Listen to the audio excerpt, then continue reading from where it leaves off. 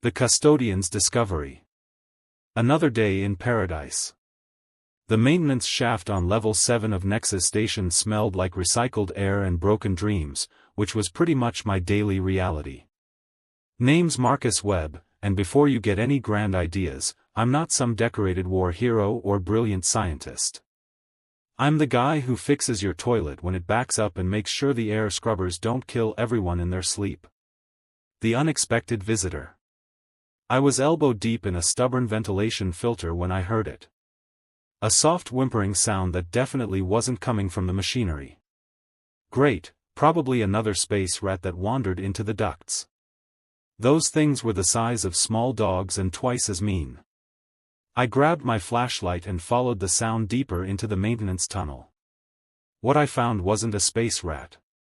Curled up behind a junction box was the most beautiful creature I'd ever seen.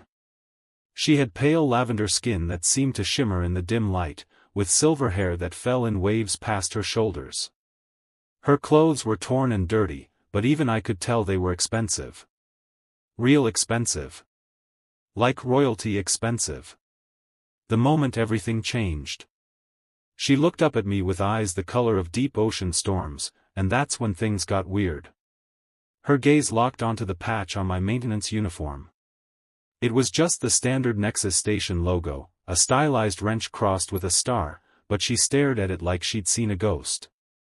The Keeper of Order, she whispered in accented standard, her voice barely audible over the hum of the air recyclers. Look lady, if you're talking about keeping this place running, then yeah, that's me, I said, trying to keep my voice gentle. She looked scared half to death. But you can't be in here. This area is restricted to maintenance personnel only. She suddenly grabbed my arm with surprising strength. You bear the sacred symbol. The crossed tools of creation beneath the guiding star. The prophecy revealed. I glanced down at my uniform patch. This? It's just the station logo. Everyone who works here has one. No, she said, pulling herself to her feet with obvious effort. Even dirty and scared, she carried herself with a grace that screamed nobility. You are human, yes? From the third world of the yellow star? Earth, if that's what you mean. But how did you? The prophecy speaks of one who tends to the great machines, who keeps the lifeblood flowing through metal veins. One who wears the mark of the crossed implements and serves without glory or recognition. Not your typical Tuesday. This was definitely not covered in my job training. Ma'am, I think you might be confused. I'm just a janitor. I clean things and fix things when they break. Nothing prophetic about unclogging a waste disposal unit. She smiled then, and it transformed her entire face. In my language, we have no separate word for janitor and guardian. Both tend to sacred spaces. Both maintain the order that keeps life possible. Okay, that's actually kind of nice, I admitted. But I'm still not whoever you think I am. What's your name? I am Nixera, daughter of Emperor Zelthan IV, heir to the Crimson Throne of the Zelthrian Empire. She paused, watching my face for recognition. When she saw none, she continued. And as of 3 days ago, I am also a fugitive marked for death by my own royal council. The reality check.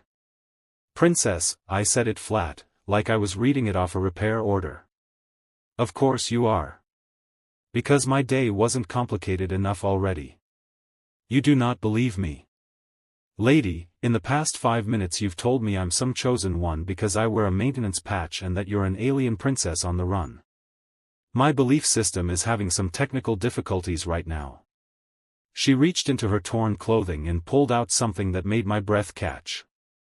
It was a pendant, about the size of my palm, made from what looked like living crystal. It pulsed with its own inner light, cycling through colors I didn't have names for.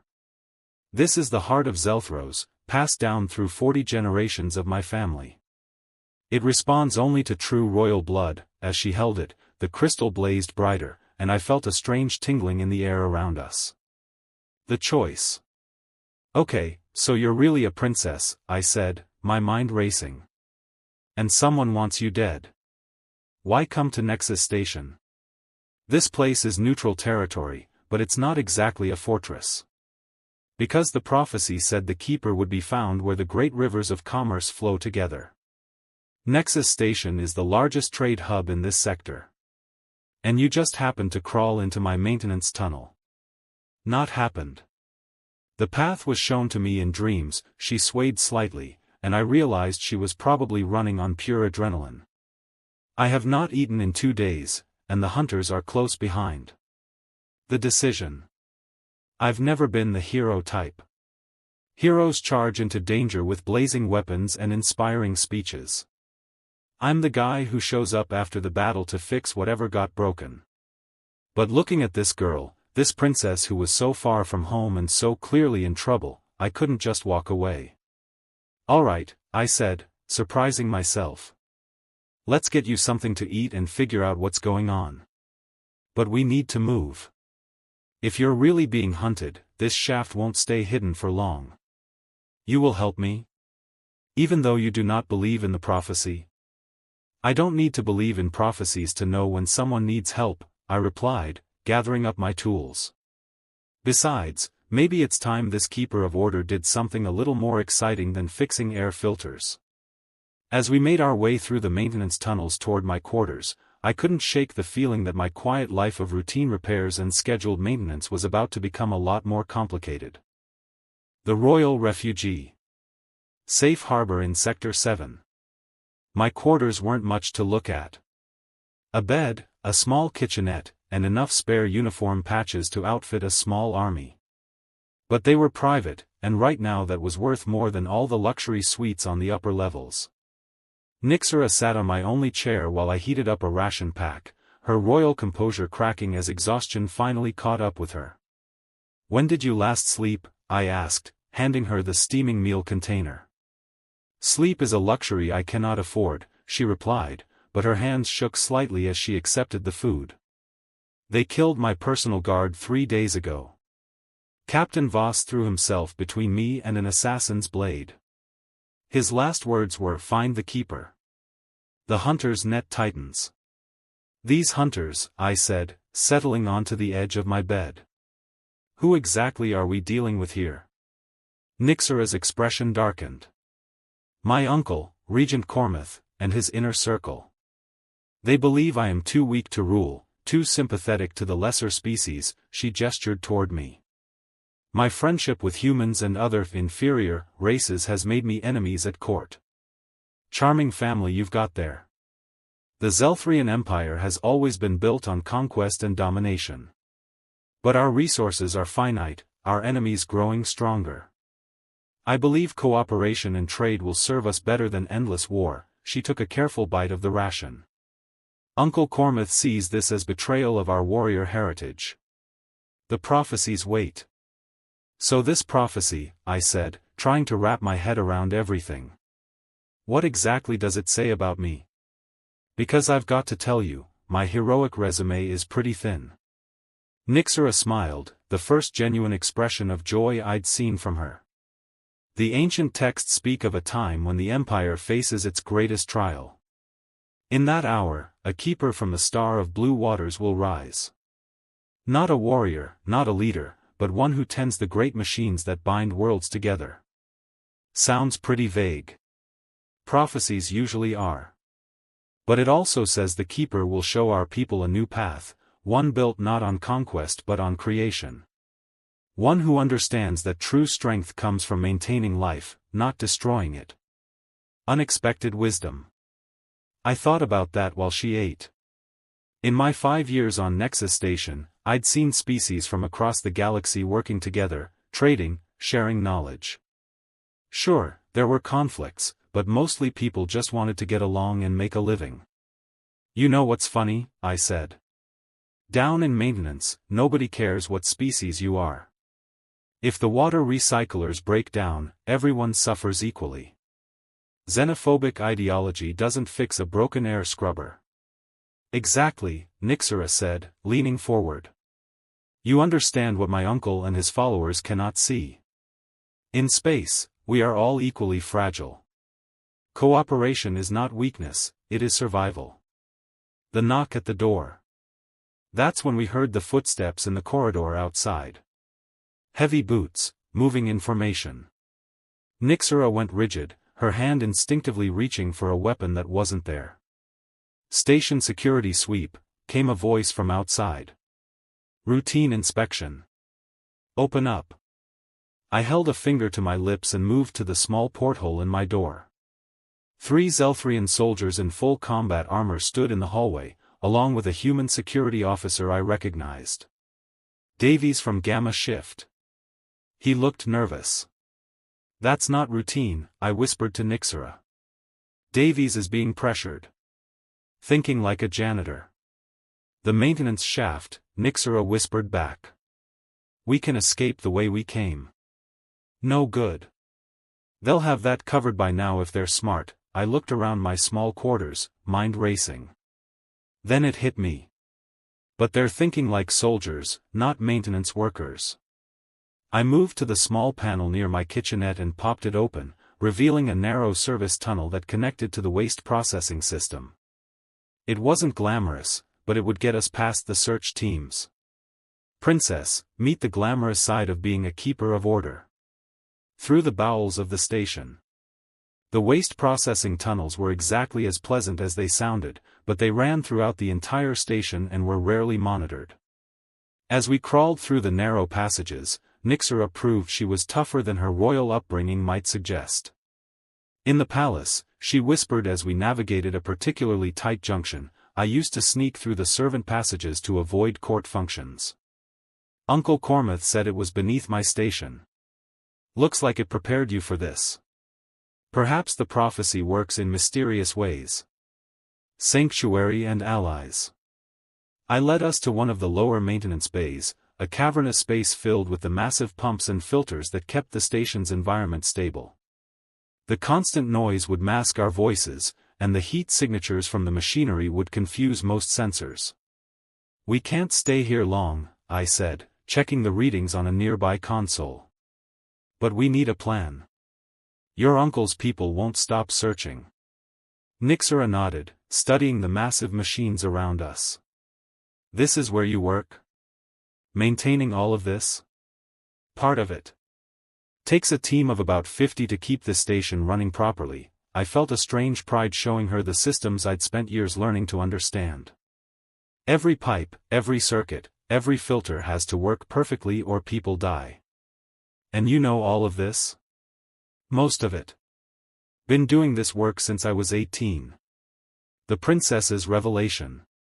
She turned to face me fully, and in her eyes I saw something that made me uncomfortable. Respect, maybe even admiration. "Do you understand what you have shown me today, Marcus Webb? That station maintenance is more complicated than most people think." "You have given me hope," she said simply. "For weeks I have run from my uncle's hunters, believing I was alone in my vision for the Empire's future. But today, a simple maintenance worker on a neutral trading station showed me more wisdom than all the nobles in my father's court. The weight of destiny." "I'm not wise," I protested. "I just know how to fix things." "And that," Nixera said, placing her hand over the station logo on my uniform, "is exactly what the Zelthrian Empire needs. Someone who knows how to fix things instead of breaking them." Before I could respond, we heard the distant sound of blast doors sealing. The search was expanding, and our hiding time was running out. Whatever happened next, I had the sinking feeling that my simple life of routine maintenance was about to become very complicated indeed. The Admiral's hunt. The Predator arrives. Admiral Corvin Thex had hunted prey across 17 star systems, and none had ever escaped him for long. Standing on the bridge of the dreadnought Crimson Fang, he studied the tactical display of Nexus Station with the cold calculation of a born killer. Somewhere in that maze of metal and commerce, his niece was hiding. "Status report," he commanded, his voice carrying the authority of absolute power. "The station administrator has granted us full search privileges," reported his aide, a nervous young officer who clearly feared his commander more than enemy fire. Our advance teams have secured the main transit areas and begun systematic sweeps. The Hunter's methodology. Thex moved to the tactical display, his scarred hands tracing the station's layout. 40 years of military service had taught him to think like his prey. Nyxera was intelligent, resourceful, and desperate. She would avoid the obvious hiding places and seek somewhere unexpected. She has had 3 days to establish herself, he mused aloud. Enough time to find allies, but not enough to arrange proper transport off-station. She is still here. Sir, should we expand the search to include the lower maintenance levels? Thex smiled, an expression that had terrified enemies across the galaxy. Maintain current sweep patterns, but double the security on all external docking bays. When we flush her out, she will run for the only exit available. The net tightens. On level 12, Marcus and Nyxera moved carefully through the utility corridors, following routes that Marcus knew by heart but that didn't appear on any official station schematic. The constant hum of machinery masked their movement, but both could feel the tension building as search teams grew closer. "Your uncle," Marcus whispered as they paused at a junction. "What's his military background?" "Admiral Corvin Thex, hero of the Battle of Titan's Edge, architect of the Siege of Proxima 7, Nyxera replied grimly. "He has never lost a campaign, never failed to capture his objective." "Great. So we're up against a galactic mastermind, and I'm armed with a sonic screwdriver and intimate knowledge of the station's plumbing. Unexpected advantages. Do not underestimate the power of knowing your environment," Nyxera said. "Uncle Corvin thinks like a military commander. He sees obvious strategic positions, clear lines of advance and retreat. He does not think like a maintenance worker." Marcus nodded, understanding. "He's looking for a princess hiding in a palace. He's not looking for a refugee hiding in the machinery." They moved deeper into the station's infrastructure, passing through areas that most inhabitants didn't even know existed. Here, the artificial gravity was weaker, the air recycling less efficient, but the spaces were vast and largely unmonitored. The Admiral's frustration. Back on the Crimson Fong, Thex was receiving reports that increased his irritation with each passing hour. "Level 7 through 15 cleared, sir. No sign of the target. Commercial sectors 1 through 6 report negative contact. Residential blocks Alpha through Delta show no unauthorized presence." Thex studied the reports, his tactical mind racing. Nyxera was on the station, he was certain of it. But she was proving more elusive than expected. "Bring up the station's personnel records," he ordered. "Cross-reference all humans who have accessed restricted areas in the past 72 hours. The Keeper's Domain." In the deepest part of the station's infrastructure, Marcus led Nyxera into a chamber she couldn't have imagined existed. It was a vast spherical space at Nexus Station's heart, filled with the primary fusion reactor and its supporting systems. The walls curved away in all directions, covered with monitoring equipment, control panels, and access ports. "This is Reactor Chamber Alpha," Marcus explained, his voice filled with professional pride. "The heart of everything. Without this room, the station would be a dead rock floating in space." Nyxera stared in wonder at the massive reactor, its contained fusion reaction casting dancing shadows across the chamber walls. "And you maintain this?" "I'm certified on the secondary systems.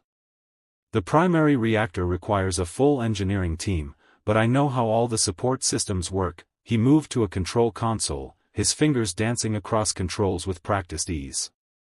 "From here, I can monitor every major system on the station." Intelligence gathering. "Can you access the security networks?" Nyxera asked. Marcus hesitated. "Technically, yes. The maintenance systems interface with security for emergency protocols. But accessing security feeds without authorization. Marcus, my uncle will kill me if he finds me. And if I die, the hope for peace between our species dies with me." He looked at her for a long moment, then turned to the console. "Okay, princess. Let's see what your uncle is up to. The security feeds showed the methodical progress of the search teams. Zelthrian soldiers moved through the station with military precision, but Marcus could see they were following predictable patterns, focusing on areas where a normal person would hide. The Admiral's adaptation. On the Crimson Fong, Thex was reviewing the same feeds with growing concern. They are being too obvious, he muttered. Expand the search to include all maintenance areas, all service tunnels, anywhere a desperate person might hide. Sir, that will require additional personnel. The maintenance areas are extensive. Then bring them. I want every pipe, every conduit, every crawlspace searched. Thex's eyes gleamed with predatory satisfaction. She thinks like her father, always seeking the path of least resistance. But eventually, even rats run out of holes to hide in. The closing trap. Marcus watched the security feeds with growing alarm. They're expanding the search. They'll reach the lower maintenance levels within the hour. Then we need to leave, Nixera said simply. And go where? They've got the docking bays covered, and there's no way off the station without going through security. Nixera studied the massive reactor, its controlled fusion reaction providing power to millions of inhabitants. You said you know all the support systems. What about emergency protocols? Like what? What happens if the reactor needs immediate maintenance during a crisis? Marcus's eyes widened as he understood her meaning. There are emergency maintenance pods, designed to evacuate critical personnel during reactor emergencies. They're equipped with basic life support and short-range engines. Can you access them? In theory, yes. But launching an unauthorized emergency pod would trigger every alarm on the station. Uncle Corvin expects me to be subtle, to hide until I can slip away quietly. Nixera smiled with royal determination. Perhaps it is time to stop hiding and start making noise. As if summoned by her words, the sound of boots echoed from the access tunnel they had used to enter the chamber. The hunt was closing in, and their time was running out. The engineer's gambit. A friend in the machine. Chief Engineer Tobias Crane had worked on Nexus Station for 12 years, and in all that time, he'd never seen Marcus Webb look genuinely terrified. So when his best maintenance worker burst into Engineering Bay 7 looking like he'd seen a ghost, Tobias knew something serious was happening. Crane, I need a favor, Marcus said, glancing nervously over his shoulder. A big one. What kind of trouble are you in, Webb? Tobias asked, setting down his plasma torch. At 55, the grizzled engineer had seen enough of the galaxy to recognize desperation when it walked through his door. The kind that involves alien princesses, galactic conspiracies, and a very angry admiral with a really big ship. The weight of friendship. Tobias stared at his friend for a long moment. Marcus had always been the steady one, the guy who showed up early, stayed late, and never complained about the worst assignments.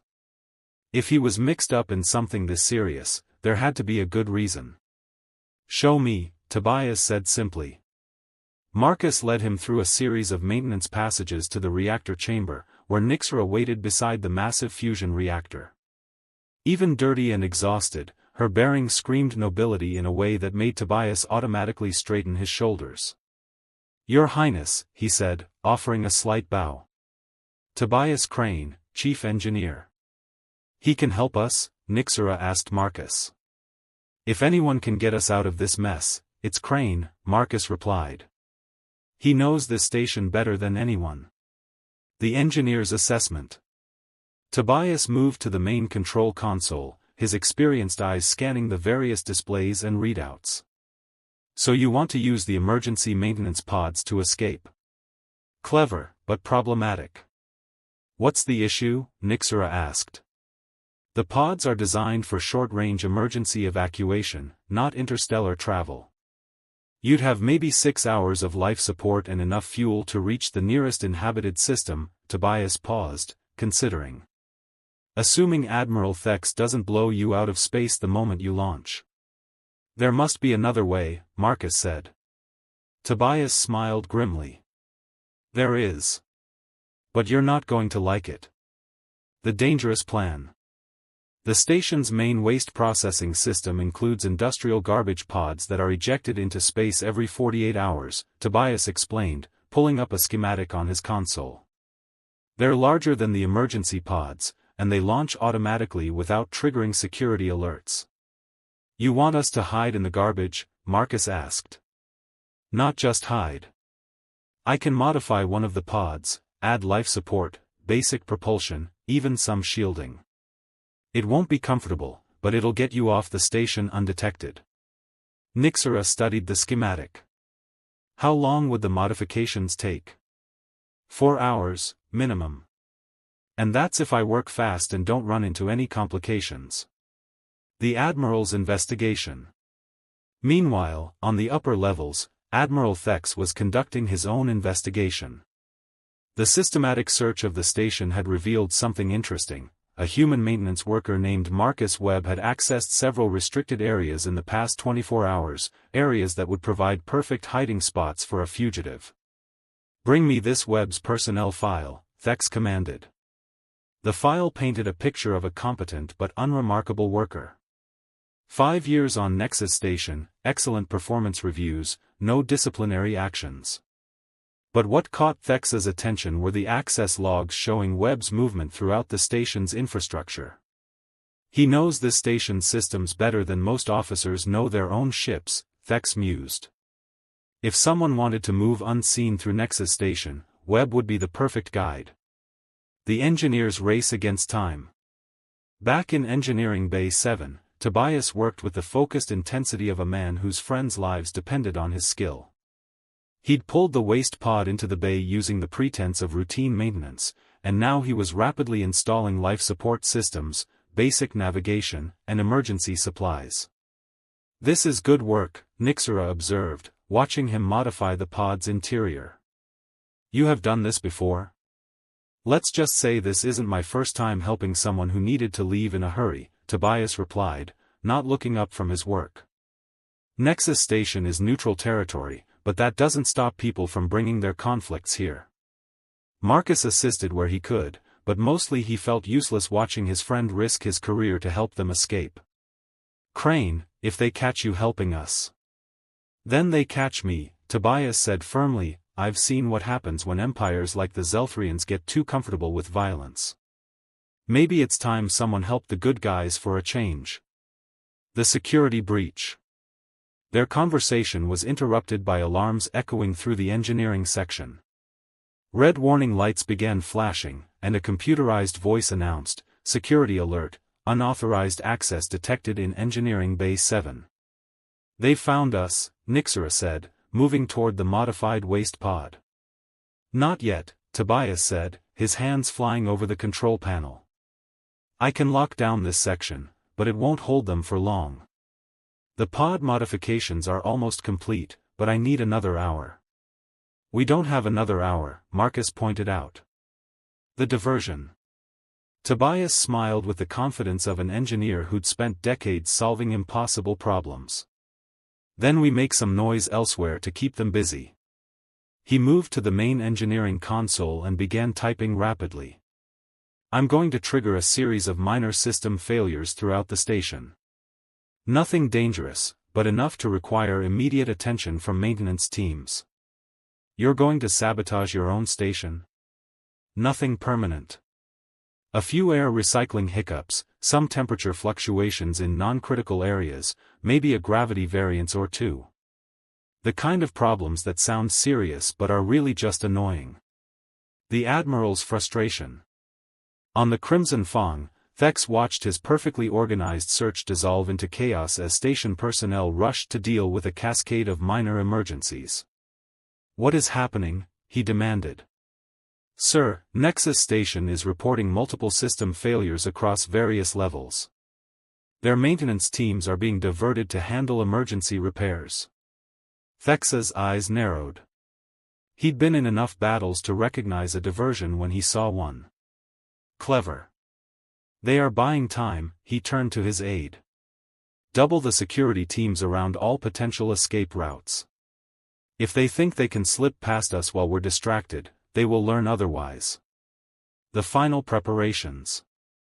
With the station's attention focused on the manufactured emergencies, Tobias put the finishing touches on the modified waste pod. It wasn't pretty, and it certainly wasn't comfortable, but it would keep 2 people alive long enough to reach safe harbor. There's a trading post at Beacon 7, about 4 hours from here, he explained, uploading navigation data to the pod's simple computer. It's independent territory, and the administrator is an old friend. Tell her Tobias sent you. How can we ever repay you for this? Nixera asked. Tobias looked at the young princess who was trying to bring peace to a warlike empire, and then at his friend who'd risked everything to help her. Just don't waste this chance. The galaxy needs more people willing to fix things instead of breaking them. As the sound of cutting tools echoed from the sealed entrance to the engineering bay, it became clear that their time was up. The real test was about to begin.